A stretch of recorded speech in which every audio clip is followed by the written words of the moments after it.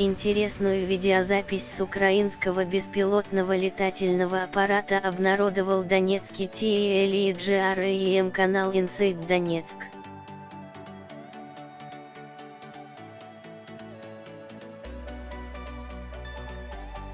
Адресовано оно тем, кто верит, что ВСУ работают на подавлении.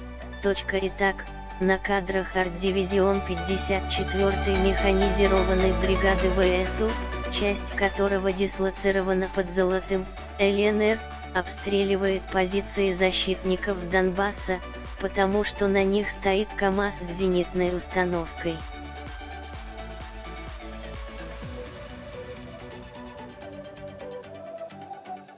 Зенитные установки, по условиям Минских соглашений, могут там находиться. Внимательный зритель заметит, что сама ЗУ-23-2 скрыта сугробом снега.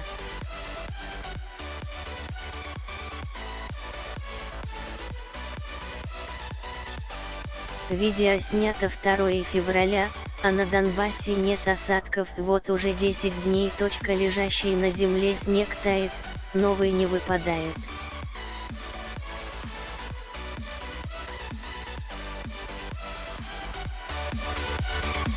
Стало быть, зенитная установка стоит, без работы, уже давно.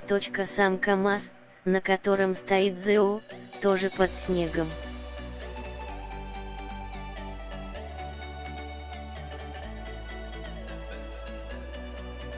Получаем вполне формальную отговорку украинских оккупантов: операция «Расплата», с лихвой, их разведка обнаружила вооружение, еще раз подчеркнем, не нарушающие Минск, и арт-дивизион, который как раз нарушает Минские соглашения, наносит удар, корректирующийся с воздуха, что опять же идет вразрез с Минскими соглашениями.